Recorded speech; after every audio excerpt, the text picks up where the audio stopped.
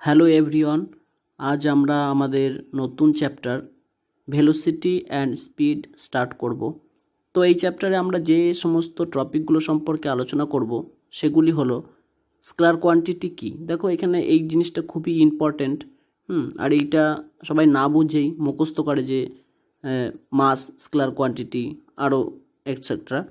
তো আমরা এখানে এই জিনিসটা ভালোভাবে বোঝার চেষ্টা করব যে স্কেলার কোয়ান্টিটি কেন, মাসকে কেন স্কেলার কোয়ান্টিটি বলা হয়, ডিস্টেন্সকে কেন স্কেলার কোয়ান্টিটি বলা হয়, এরকম খুব ডিপলি আমরা আলোচনা করব যাতে একবারে মাথায় আমাদের ঢুকে যায়, সেইভাবেই আমরা আলোচনা করব।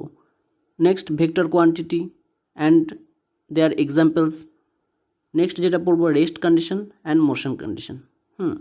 আমরা পড়তে যাচ্ছি যে টপিকটা সেটা হলো ভেলোসিটি অ্যান্ড স্পিড।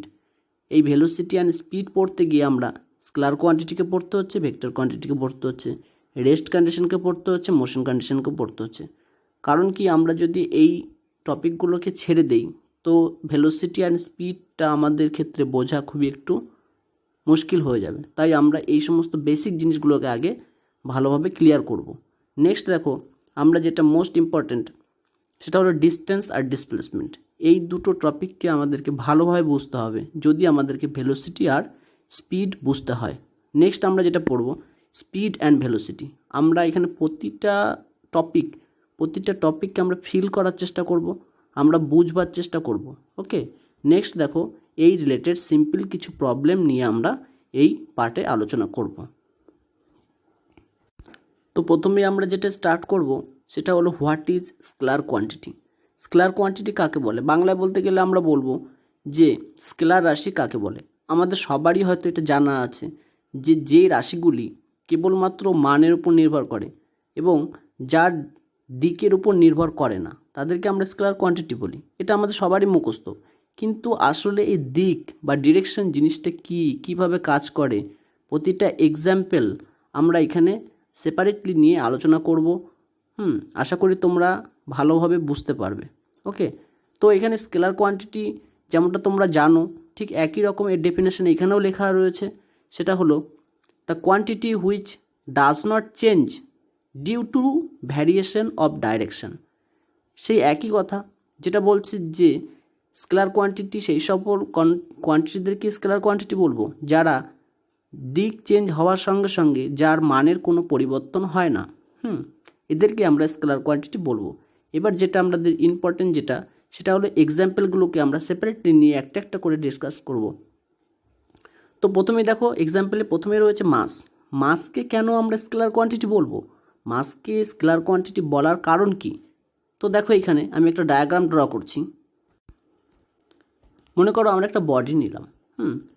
এই বডিটার আমরা মাস মেজার করব। তো এর মাস আমি মনে করো সাউথ ডিরেকশনে ফার্স্ট সাউথ ডিরেকশনে নিয়ে এর মাসকে মেজার করলাম, দেখলাম 5 কেজি এর মাস পেলাম। এবার আমরা নর্থ ডিরেকশনে নিয়ে এই মাসকে মেজার করব। সেই ক্ষেত্রে এর মাসের কি কোনো পরিবর্তন হবে? সেই ক্ষেত্রে আমরা দেখব যে এর মাসের ওয়েট কত রয়েছে, মাস কত রয়েছে না 5 কেজি। এবার ইস্টে নিয়েও যদি আমরা মেজার করি, ইস্ট ডিরেকশনে নিয়েও আমরা যদি মেজার করি সেক্ষেত্রে দেখব 5 কেজি রয়েছে। আবার ওয়েস্ট ডিরেকশনে নিয়েও যদি আমরা মেজার করি সেক্ষেত্রেও দেখব 5 কেজি রয়েছে।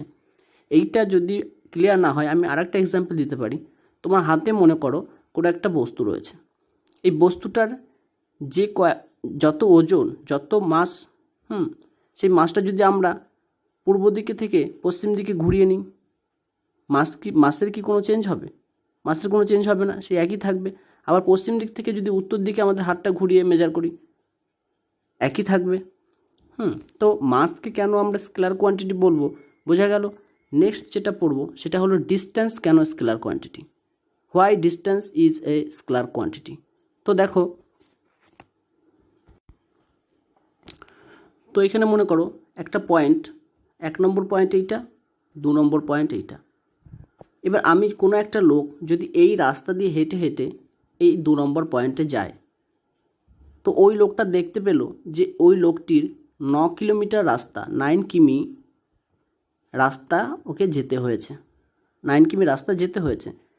1 নম্বর থেকে 2 নম্বরের দিকে গেলে 1 নম্বর থেকে 2 নম্বরের দিকে গেলে ওই লোকটিকে 9 কিমি রাস্তা যেতে হয়। ভালো করে বুঝবে এখানটা। ওই লোকটি যদি 2 নম্বর জায়গা থেকে 2 নম্বর পয়েন্ট থেকে 1 নম্বর পয়েন্টের দিকে এই ডিরেকশনে যায়, ওই লোকটিকে কি 10 কিমি রাস্তা যেতে হবে নাকি 8 কিমি রাস্তা যেতে হবে বলো আমাকে? এই লোকটিকে সেই একই রাস্তা তো যেতে হবে, একই রাস্তা তো যেতে হবে, 9 কিমি রাস্তায় যেতে হবে। তো আমি যেটা বলতে চাইছি যে ডিস্টেন্স কখনো ডিরেকশনের উপর ডিপেন্ড করে না। আমি এই দিক থেকে এই দিকে যাই বা এই দিক থেকে এই দিকে যাই, আমার ডিস্টেন্সের মান একই থাকবে, 9 কিমি থাকবে। এবার ওই লোকটি, আমি আরেকভাবে বলি, ওই লোকটি যদি 1 নম্বর থেকে 2 নম্বরে এই সোজাসুজি যেত, ওই লোকটিকে মনে করো 5 কিমি রাস্তা যেতে হতো, 5 কিমি রাস্তা যেতে হবে। এবার ওই লোকটি 1 নম্বর থেকে 2 নম্বরের দিকে গিয়েছে 5 কিমি, 2 নম্বর থেকে যদি 1 নম্বরের দিকে আসে, স্টেট এটা 1 নম্বরের দিকে আসে, সে 5 কিমি যেতে হবে। তো এখানে আমরা পরিষ্কার করে বলতে পারি যে ডিস্টেন্স কখনো দিকের উপর নির্ভর করে না বা ডিরেকশনের উপর নির্ভর করে না। ওকে, নেক্সট আমরা যেটা পড়বো সেটা হলো টাইম। টাইমকে কেন আমরা স্কেলার কোয়ান্টিটি বলবো? সেম একই জিনিস, টাইমকে যদি আমরা নর্থ ডিরেকশনে নিয়ে গিয়ে মাপি বা সাউথ ডিরেকশনে নিয়ে গিয়ে মাপি, টাইমের কোনো চেঞ্জ হবে না, টাইম একই দেবে। কোনো ঘড়িকে আমরা সাউথ ডিরেকশনে, নর্থ ডিরেকশনে বা উপরে নিচে যে কোনো দিকে নিয়ে গিয়ে মাপি না কেন, ঘড়ির টাইম একই থাকবে। এটা ডিরেকশনের বেসিসে কোনো চেঞ্জ হবে না, টাইমের ডিরেকশনের বেসিসে কোনো চেঞ্জ হবে না। ওকে, নেক্সট যেটা মোস্ট ইম্পর্টেন্ট সেটা হলো ইলেকট্রিক কারেন্ট। কেন স্কেলার কোয়ান্টিটি? আমরা সকলেই জানি যে ইলেকট্রিক কারেন্টের একটা ফিক্সড ডিরেকশন থাকে, তবেই তো পাওয়ার প্ল্যান্টে আমাদের ইলেকট্রিসিটি প্রডিউস হচ্ছে, সেইখান থেকে আমাদের ইলেকট্রিসিটি আমরা ঘরে বসে ইউজ করছি। তাহলে এর ডিরেকশন রয়েছে, পাওয়ার প্ল্যান্ট থেকে আমাদের হাউসের দিকে এর একটা মোশন রয়েছে, একটা দিক রয়েছে, এই দিক বরাবর কারেন্ট ফ্লো হচ্ছে। তো সেই ক্ষেত্রে আমরা বলতে পারি যে ইলেকট্রিক কারেন্টের তো একটা দিক রয়েছে। তাহলে এইটা কেন ভেক্টর কোয়ান্টিটি না হয়ে স্কেলার কোয়ান্টিটি হলো? তো এর কারণটা দেখে নাও। আমরা যদি দুটো কারেন্টের তার নেই, মনে করো এই একটা কারেন্টের তার নিলাম, এইটাতে মনে করো এই 1 নম্বর কারেন্টের তার, এই তারটাতে আমাদের 5 অ্যাম্পিয়ার কারেন্ট রয়েছে, কারেন্ট ফ্লো করছে 5 অ্যাম্পিয়ার। ওকে, আর একটা কারেন্ট ওয়্যার নিলাম আমরা, এই ডিরেকশনে মনে করো 2 অ্যাম্পিয়ার কারেন্ট ফ্লো করছে। এদের মধ্যে অবশ্যই একটা অ্যাঙ্গেল রয়েছে, এই অ্যাঙ্গেল থাকা সত্ত্বেও, মানে একটা, আমি অ্যাঙ্গেল বলতে এখানে বলতে চাইছি এদের মধ্যে একটা ডিরেকশন রয়েছে।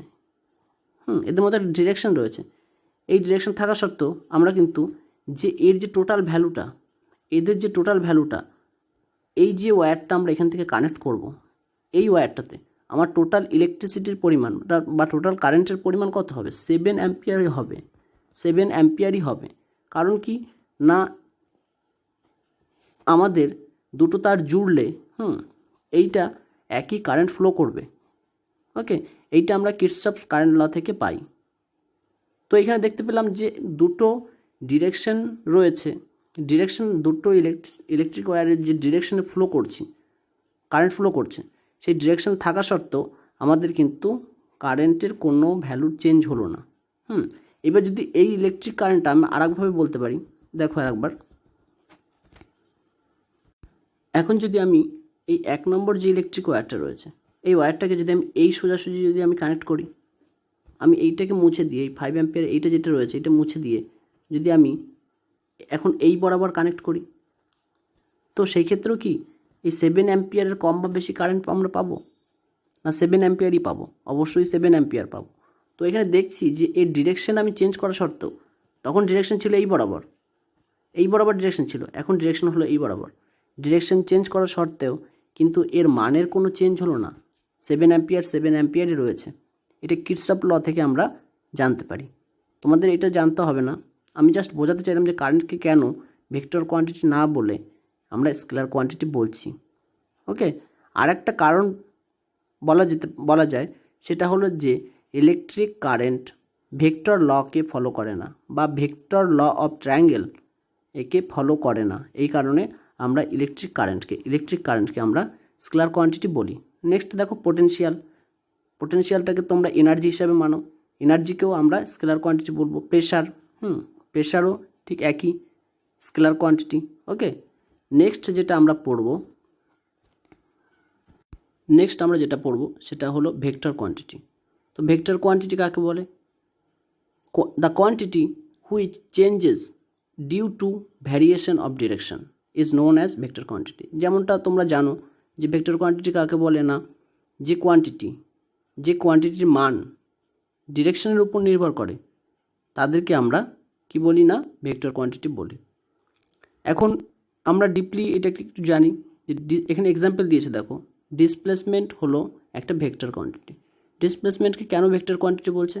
তো দেখো এখানে ডায়াগ্রামটা একটু ফলো করো।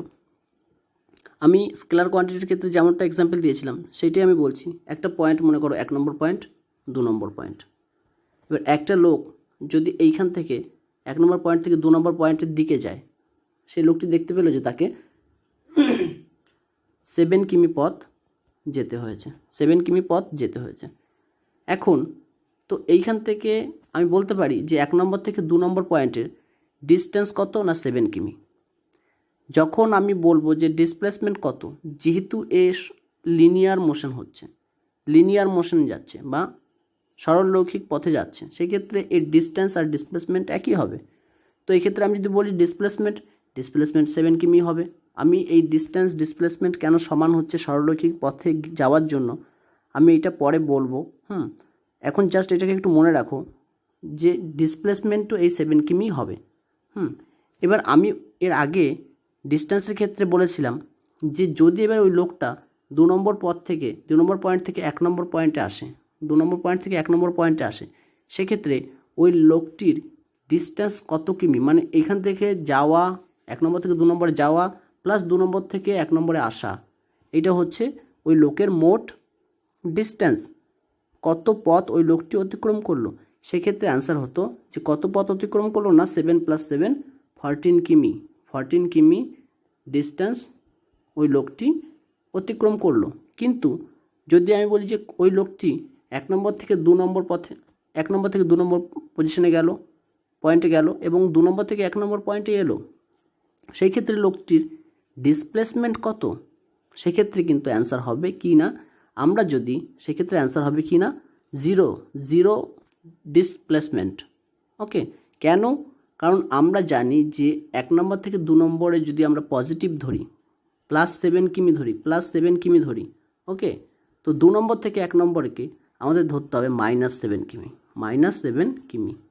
ওকে, তো ওই লোকটির দ্বারা অতিক্রান্ত মোট পথ বা ওই লোকটির দ্বারা কত পরিমাণ ডিসপ্লেসমেন্ট হলো না 0 কিমি ডিসপ্লেসমেন্ট হলো। তো আমরা দেখতে পাচ্ছি যে এইটা ডিসপ্লেসমেন্ট ডিরেকশনের উপর নির্ভর করছে। সামনে যাওয়াকে পজিটিভ ধরলে পেছনে আসাকে নেগেটিভ ধরছে। ওকে, ডিরেকশনের উপর নির্ভর করছে, বোঝা গেল এটা? কারণ ডিরেকশন চেঞ্জ হওয়ার সঙ্গে সঙ্গে ভালো করে বুঝবে যে ডিরেকশন 1 থেকে 2 এর দিকে যে ডিরেকশন ছিল, 2 থেকে 1 এর দিকে আসার সময় ডিরেকশন চেঞ্জ হয়েছে। ডিরেকশন চেঞ্জ হওয়ার জন্য কিন্তু এর ভ্যালুর পরিবর্তন ঘটলো, এর ভ্যালুর মানের পরিবর্তন ঘটলো। তো আমরা বলতে পারি যে ডিসপ্লেসমেন্টের ক্ষেত্রে ডিসপ্লেসমেন্টের ভ্যালুটা ডিরেকশনের উপর নির্ভর করে। তো সেক্ষেত্রে আমাদের ডিসপ্লেসমেন্টটাকে আমরা ভেক্টর কোয়ান্টিটি বলবো।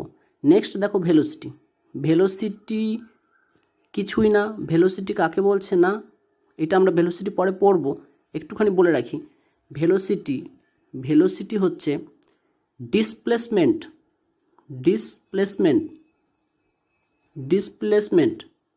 By time. এখন আমাকে বলো, ডিসপ্লেসমেন্ট যদি নিজেই ভেক্টর কোয়ান্টিটি হয়, সেক্ষেত্রে আমার ভেলোসিটি কী হবে? ভেলোসিটি অবশ্যই ভেক্টর কোয়ান্টিটি হবে। তো এখান থেকে ক্লিয়ার হলো ভেলোসিটি কি না ভেক্টর কোয়ান্টিটি। কারণ ডিসপ্লেসমেন্ট আমরা জানি ভেলোসিটি সমান ডিসপ্লেসমেন্ট বাই টাইম। ডিসপ্লেসমেন্ট নিজেই হচ্ছে একটা ভেক্টর কোয়ান্টিটি। কেন ভেক্টর কোয়ান্টিটি সেটা আমরা দেখেছি। তো এই ক্ষেত্রে কী হবে না, ভেলোসিটি একটা ভেক্টর কোয়ান্টিটি হবে। নেক্সট যেটা বলেছে ইলেকট্রিক ফিল্ড, এটা মনে রেখো, ইলেকট্রিক ফিল্ড ভেক্টর কোয়ান্টিটি।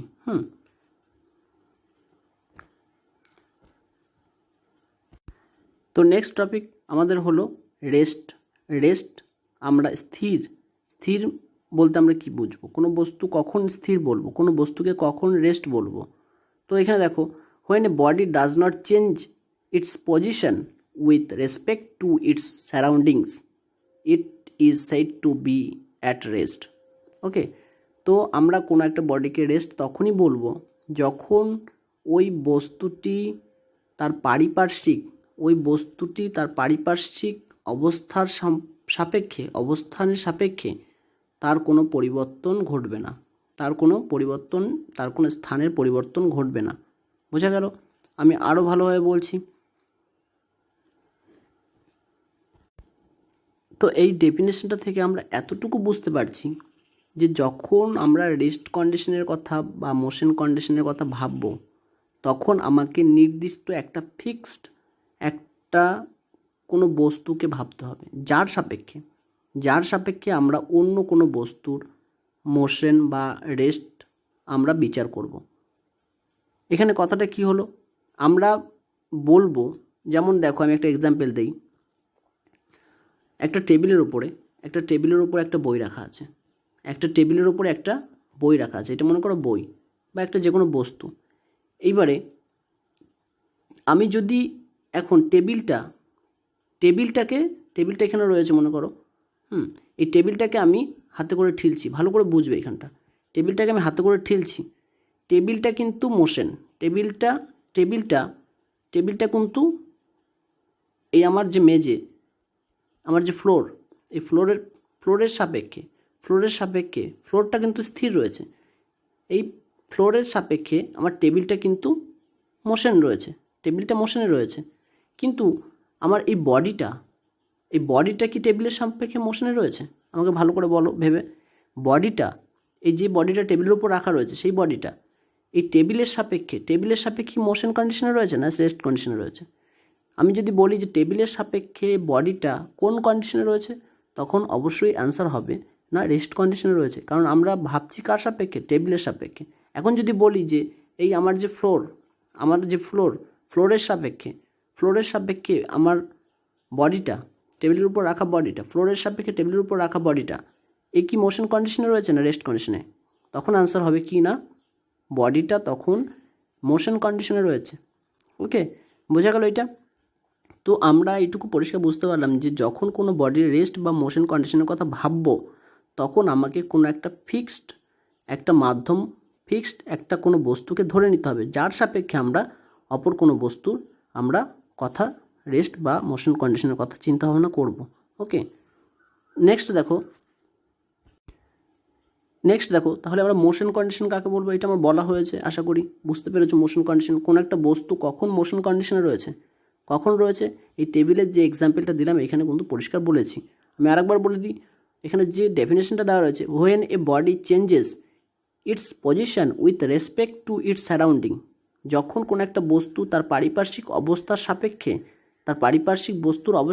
যে পারিপার্শ্বিক বস্তু বলতে কি, আমরা কনসিডার করে নিচ্ছি কোনো একটা ফিক্সড জিনিসকে কনসিডার করে নিয়ে তার সাপেক্ষে অপর কোনো বস্তুর গতি না স্থির না গতি সেইটাকে ভাবছি। এখানে সারাউন্ডিংস বলতে সেটাই বুঝিয়েছে। তো যদি একটা কোনো বস্তু সাপেক্ষে বা তার সারাউন্ডিংসের সাপেক্ষে, পারিপার্শ্বিক অবস্থার সাপেক্ষে যদি বস্তুটি গতিশীল হয়, সেক্ষেত্রে আমরা বলবো যে না, বস্তুটি মোশন কন্ডিশনে রয়েছে। ওকে, একটা ছোট্ট এক্সাম্পল দিই। মনে করো আমরা ট্রেনের মধ্যে রয়েছি, আর প্ল্যাটফর্মে, আমাদের যে প্ল্যাটফর্মে একটা লোক দাঁড়িয়ে আছে। এবার ট্রেনটি যখন প্ল্যাটফর্ম ছেড়ে বেরিয়ে যাচ্ছে, তখন প্ল্যাটফর্মে দাঁড়িয়ে থাকা লোকটি কি দেখবে? না ট্রেনটি তার সামনে থেকে পেরিয়ে গেল, বা ট্রেনটি ওই লোকটির সাপেক্ষে গতিশীল। ওকে, আবার ট্রেনের মধ্যে যে লোকটি রয়েছে, সেক্ষেত্রে সেই ট্রেনের ভেতরে থাকা লোকটি কি মনে করবে? না, ট্রেনের ভেতরে থাকা লোকটি স্থির রয়েছে বা রেস্ট কন্ডিশনে রয়েছে। ওকে, আর ট্রেনের ভেতরে ট্রেনের ভেতরে থাকা লোকটি প্ল্যাটফর্মের সাপেক্ষে গতিশীল রয়েছে বা মোশন কন্ডিশনে রয়েছে। ওকে, নেক্সট যেটা পড়বো আমরা, দেখো লিনিয়ার মোশন কাকে বলবো আর সার্কুলার মোশন কাকে বলবো।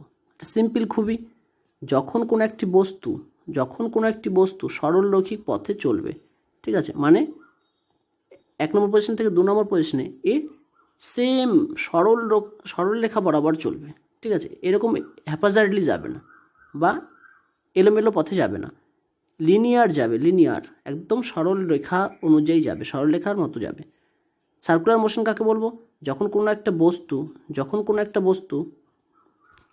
সার্কুলার পথে যাবে, যখন কোনো একটা বস্তু সার্কুলার পথে তার মোশন ঘটবে, মানে এই বডি একটা, আমরা যদি হাতে কোনো একটা ঢিলকে বেঁধে, কোনো একটা পাথরকে বেঁধে ঘোরাই, এরকমভাবে ঘুরবে।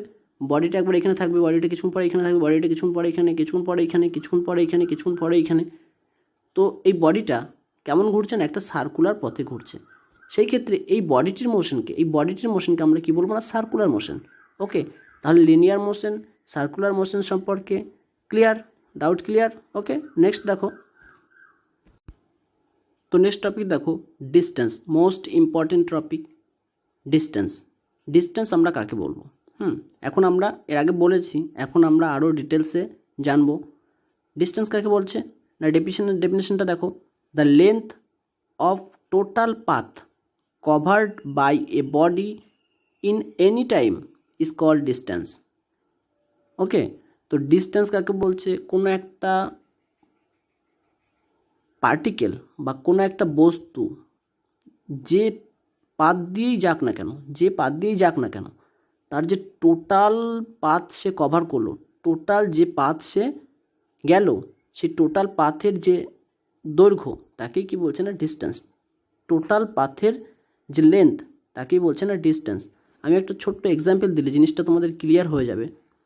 মনে করো 1 নম্বর পজিশন, এটা 2 নম্বর পজিশন। ওকে, এবার একটা লোক এইখান থেকে ঘুরে এইভাবে 2 নম্বর পজিশনে গেল।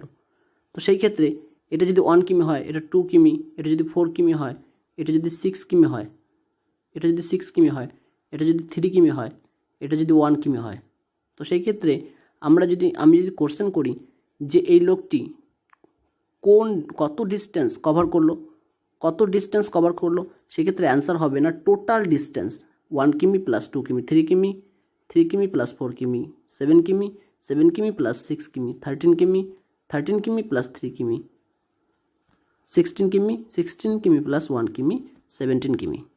বোঝা গেল?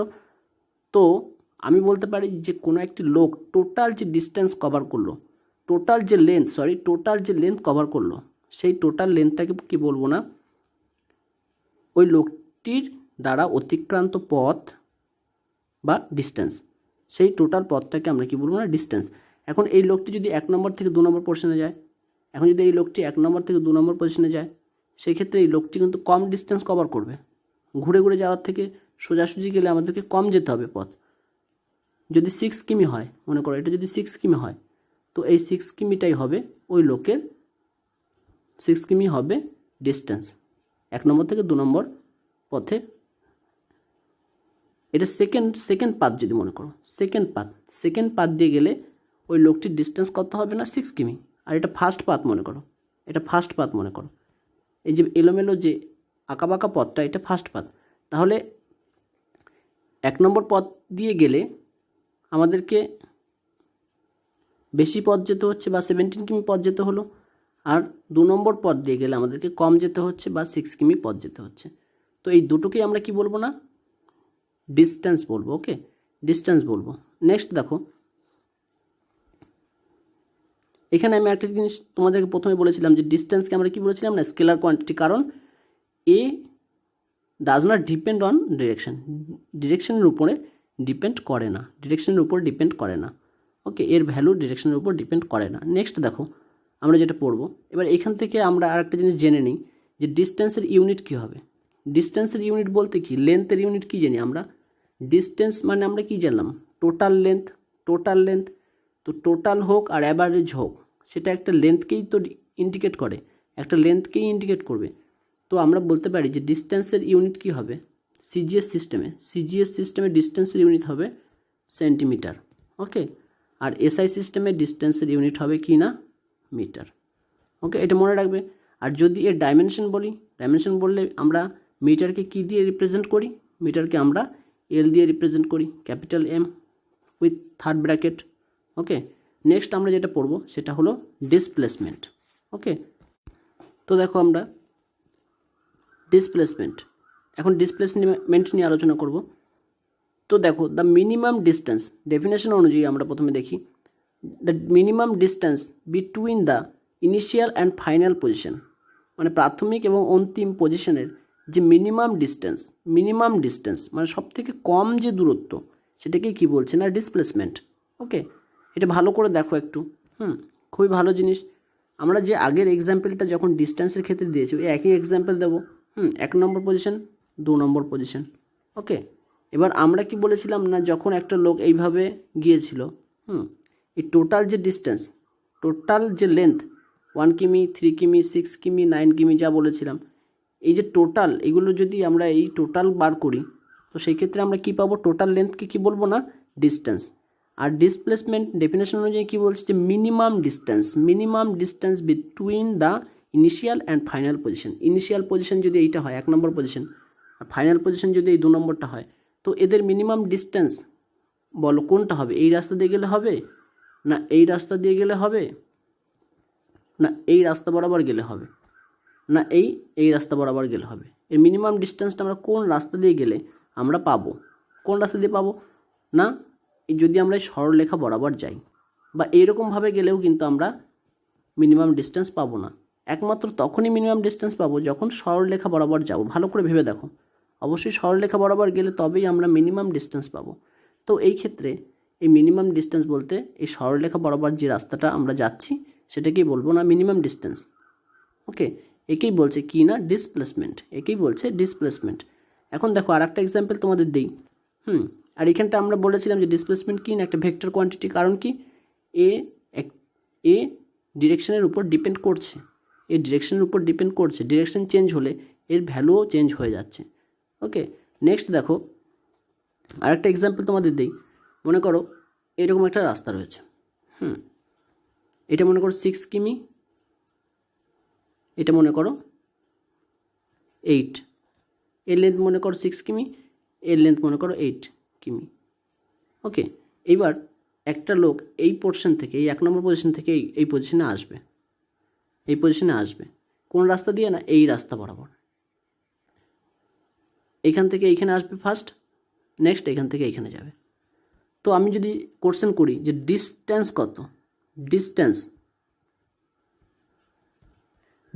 কত আর ডিসপ্লেসমেন্ট কত, আমাকে বার করে বলো। তো ডিস্টেন্স কি বলেছি না, টোটাল লেন্থ। তো এখান থেকে আমার 6 কিমি, এখান থেকে এইখানে 1 নম্বর থেকে 2 নম্বরে 6 কিমি, এটা 2 নম্বর পজিশন নাম দিলে, এটা 1 নম্বর দিলে, এটা 3 নম্বর দিলে, তাহলে 1 নম্বর থেকে 2 নম্বরে আমার কত কিমি যেতে হচ্ছে, 6 কিমি। আবার 2 নম্বর থেকে 3 নম্বর যেতে গেলে আমাকে 8 কিমি যেতে হচ্ছে। তাহলে 8 আর 6 14 কিমি হবে এর ডিস্টেন্স, 14 কিমি হবে ডিস্টেন্স। কারণ আমরা ডিস্টেন্স কাকে বলেছিলাম, যে total length covered by the man. Total length ওই লোকটি দ্বারা অতিক্রান্ত টোটাল যে লেন্থ, টোটাল যে রাস্তা, সেটাকে আমরা বলছিলাম ডিস্টেন্স। আর ডিসপ্লেসমেন্ট কাকে বলেছিলাম, যে শর্টেস্ট রুট। তো এখান থেকে বলো শর্টেস্ট রুট কোনটা হবে, এই বরাবর শর্টেস্ট রুট হবে। তো 1 থেকে 3-এ আমাদের যাওয়া মেন উদ্দেশ্য। তো 1 থেকে 3-এ যেতে গেলে আমরা এই পথ দিয়েও যেতে পারি, আবার এই পথ দিয়েও যেতে পারি, কিন্তু আমার যাওয়াটা সহজ হবে না, এই পথ দিয়ে গেলে আমাকে সহজ হবে। তো এই পথের যে লেন্থ পাবো সেটাই হবে আমাদের ডিসপ্লেসমেন্ট। তো এটা বার করবো কি করে, দেখো এটা একটা রাইট অ্যাঙ্গেল ট্রায়াঙ্গেলের ক্ষেত্রে আমরা পিথাগোরাসের যে সূত্র সেটা অ্যাপ্লাই করে দিতে পারি। অ্যাপ্লাই করে আমরা অতিভুজ, এটা তো একটা অতিভুজ, এই অতিভুজের আমরা বার করে নিতে পারি। তো পিথাগোরাসের ফর্মুলা অনুযায়ী কী হয় না, অতিভুজ স্কোয়ার সমান লম্ব স্কোয়ার প্লাস ভূমি স্কোয়ার। এবার লম্ব কত বলেছে না, 6 কিমি, আর ভূমি বলেছে কত না, 8 কিমি। এবার 6 6 36, তাহলে অতিভুজ 36 প্লাস 64, 36 প্লাস 64 করলে 100 হবে। √100 মানে এটা হবে 10 কিমি। আমার ডিসপ্লেসমেন্ট হবে 10 কিমি। ওকে, বোঝা গেল এটা। নেক্সট আমরা যেটা পড়বো, আমি আরেকটা ছোট্ট একটা এক্সাম্পল তোমাদের দিচ্ছি। মনে করো একটা সার্কেল, 1 মিনিট, মনে করো একটা সার্কেল। ওকে, এই সার্কেলের এটা 1 নম্বর পজিশন, মনে করো এটা এ পজিশন, এটা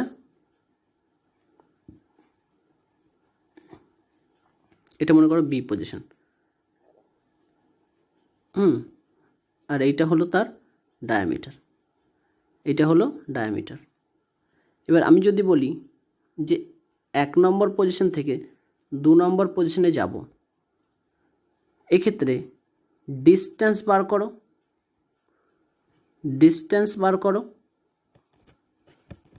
ডিস্টেন্স আর ডিসপ্লেসমেন্ট কত হবে, ডিস্টেন্স আর ডিসপ্লেসমেন্ট কত হবে। ওকে, তো ডিস্টেন্স কত হবে, আমি বলেছিলাম যে পথ দিয়ে যাবো তার টোটাল যে লেন্থ, আমি 1 নম্বর থেকে 2 নম্বর পজিশনে যাব, রাস্তা রয়েছে এইটা। ওকে, তো সেই ক্ষেত্রে আমি 1 নম্বর থেকে এ পজিশন থেকে বি পজিশনে যেতে গেলে আমাকে কতটা ডিস্টেন্স কভার করতে হবে না, 2 পাই, আমরা কি জানি পরিসীমা, কোনো বৃত্তের যে পেরিমিটার বা পরিসীমা 2 পাই আর, তাহলে অর্ধেক বললে আমরা কি বলবো না 2 পাই r/2, 2 দিয়ে ভাগ করে দেবো, সেক্ষেত্রে আমার অ্যান্সার হবে পাই আর। কিন্তু যদি বলি যে ডিসপ্লেসমেন্ট কত, ডিসপ্লেসমেন্ট বলেছি যে শর্টেস্ট যে রুট, আমাকে বলো 1 নম্বর থেকে 2 নম্বর বা এ পজিশন থেকে বি পজিশনে যেতে গেলে এই রাস্তা দিয়ে গেলে আমরা শর্টেস্ট রুট পাবো। শর্টেস্ট রুট কখন পাবো না, যদি আমি এই ডায়ামিটার বরাবর যাই, তো ডায়ামিটারটাই হবে আমাদের ডিসপ্লেসমেন্ট। ওকে, তো ডিসপ্লেসমেন্ট কত হবে না, এই ক্ষেত্রে 2r হবে এর ডিসপ্লেসমেন্ট। ওকে, বোঝা গেল ডিসপ্লেসমেন্ট কি। আমি এখানে তোমাদের একটা অঙ্ক ম্যাথস দিয়েছি, তোমাদের হোমওয়ার্ক থাকবে, তোমরা এটা করে দেবে। ঠিক আছে, একটা রেক্ট্যাঙ্গেল, এই একটা রেক্ট্যাঙ্গেল। ওকে, এই রেক্ট্যাঙ্গেলের এইটা মনে করো 1 নম্বর পজিশন, এটা 2 নম্বর পজিশন, এটা 3 নম্বর পজিশন, এটা 4 নম্বর পজিশন। এবার 1 নম্বর পজিশন থেকে এই রাস্তা ঘুরে, 1 নম্বর পজিশন থেকে এই রাস্তা ঘুরে আমাকে আবার 1 নম্বর পজিশনে আসতে হচ্ছে, আবার 1 নম্বর পজিশনে আসতে হচ্ছে। সেই ক্ষেত্রে ডিস্টেন্স কত হবে আর ডিসপ্লেসমেন্ট কত হবে বার করে জানাবে। যদি এই স্কোয়ারের প্রতিটা সাইডের লেন্থ যদি 4 মিটার করে হয়, ওকে, জানাবে আমাকে। ওকে, ঠিক আছে, 4 মিটার করে যদি হয় তাহলে ডিস্টেন্স আর ডিসপ্লেসমেন্ট বার করে আমাকে জানাবে। এখানে লাস্ট একটা জিনিস সম্পর্কে তোমাদের একটু বলে দিই। এটা হলো যে মোমেন্ট অফ ইনার্শিয়া আর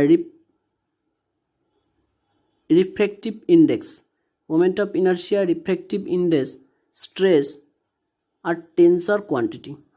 এই টেনসর কোয়ান্টিটি এখন এক্সামে খুবই দিচ্ছে, যে টেনসর কোয়ান্টিটি এরকম কোশ্চেন দেয় যে নিচের কোনটি টেনসর কোয়ান্টিটি।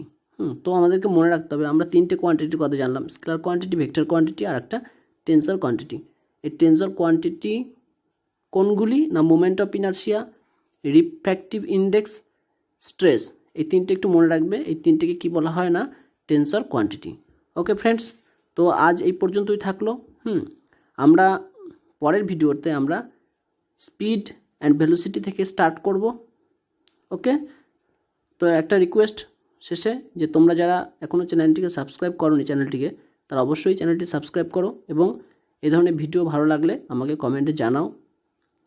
ওকে, তো okay, bye, thank you for watching this video, bye, take care.